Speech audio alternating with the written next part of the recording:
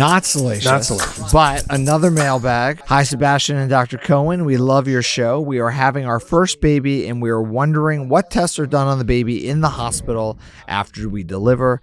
Thank you, John and Sarah, Westport, Connecticut. Do you remember any of this? After Serafina Caruso was born? Well, I actually did a bit about this. There's a hearing test done. I didn't understand how the hell that worked, because you can. In your mind, you're thinking. Yeah, I was like, you're taking your baby's hand and going, he hears it. How do they tell hearing in a baby when the baby cannot indicate he's hearing anything? No, it's through electrodes. They put little stickers on the head and they play a sequence of sounds through the ear and through vibrations, and that's how they do it. Okay. They don't have to say, "Oh, do you hear the beat?" Okay. Yeah. What else? I want to say, I don't know why this is coming into my head, is iodine somewhere in. They used to put that on the umbilical cord to help it dry up. They paint it blue, the umbilical cord. But then they stopped doing it because there's a study that basically showed that it actually dries up the same, if not shorter, by doing nothing at all. So there's some things done on all babies across the country that often happens. What do you got? What else are you thinking? Oh, I got something on the umbilical cord. I don't know if we discussed this or not. What's that? I got an innie. Yeah. There was a kid in the neighborhood growing up, and he had an outie. Yeah. Right? And this thing looked like a nipple.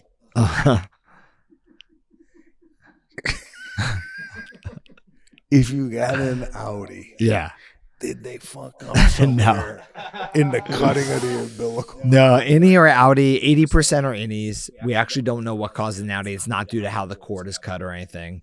Maybe the way naturally the umbilicus scars, things like that. But it has nothing. You can't cause it one way or the other. But a lot of people that look like an outie aren't really an outie, but they have an umbilical hernia. So in babies, most babies, you'll see them and it will look initially like they have an outie, but they don't. And what happens is an umbilical hernia is just a defect in the stomach muscle. So when they push, like it's called valsalva, they push when they cry or grunt or poop, you'll see it pop out because air pushes the belly button out. And then as the stomach muscles tighten, they close the hole, and then you end up with an innie. So typically that happens in the first 3 to 5 years. So some people have umbilical hernias and not true outies, and they'll end up having innies down the road. Innies and outies. I just like saying that. So all right, so all babies So born, you're not saying adults have outies? You'll see a lot of women after having a baby end up having an umbilical hernia, and then they get that repaired. But no, true outies you have since birth, and it's only, it's a much smaller percentage of people. But you can't cause it one way or the other. Okay. Let me ask you this. either have it or you don't. You're at the pool. Yeah. You got an outie. Yeah.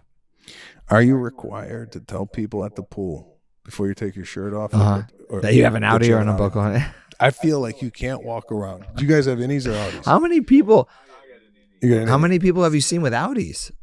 Think about that at a pool. You said 80%. I mean, at least 80% of innies. Innies, but there's 20. I know, so but that's I know, 2 out of every high. 10 I know, at the pool. There's an outie. But do you see that at the pool? Now I'm thinking like at the pool, I don't see anybody with outies. I don't, Maybe they're the ones wearing shirts. But if you do, yeah. Do you have to notify everybody before you take off your shirt? Listen, I got an outie. Why? If you take your shirt off at the pool and you got an outie, it's the first thing I'm thinking about. What the fuck is going on with this guy? No, I mean, I'm just saying. If you have an outie, I think that's something that you have to mention to everybody that you're with at the pool. I would go, guys, just so you know, I got an outie. I got an outie, but you probably haven't seen one. I just have one. So I'm just like wiping the slate clean. And then you're, oh, yeah, you do. I think if you took it off and you had one, whatever you say after that, people are not even going to take in. They're gonna be looking at your outie going, what is that? No, am I up? I like that you have a declaration. The declaration. I think you should be wearing a T-shirt that says I have an outie, just so that it's all out there. Things like that.